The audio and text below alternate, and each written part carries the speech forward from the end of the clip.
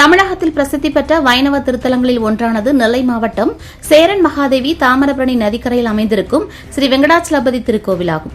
கோவில் வைகாசி பிரமோற்சவம் மிகவும் பிரசித்தி பெற்ற திருவிழாவாகவும் பழமையான திருக்கோவில் நடைபெறும் இந்த திருவிழாவில் 5ஆம் நாள் நிகழ்ச்சியில் கருட வாகனத்தில் எம்பெருமான் எழுந்தருளி திருவீதி உலா வரும் நிகழ்ச்சி இன்றைய தினம் கோலாகலமாக நடைபெற்றது. இதனையொட்டி அதிகாலை கோவில் நடை திறக்கப்பட்டு பெருமாளுக்கும் தாயாருக்கும் சிறப்பு பூஜைகள் நடத்தப்பட்டது.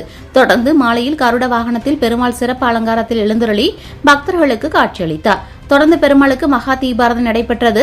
இந்த நிகழ்ச்சியில் திருக்குறுங்குடி ஜி.எஸ். சுவாமிகள் உள்ளிட்ட திரளானவர்கள் கலந்து கொண்டனர். பின்னர் குடவரை வாயில் தீபாரதனை நடைபெற்றது.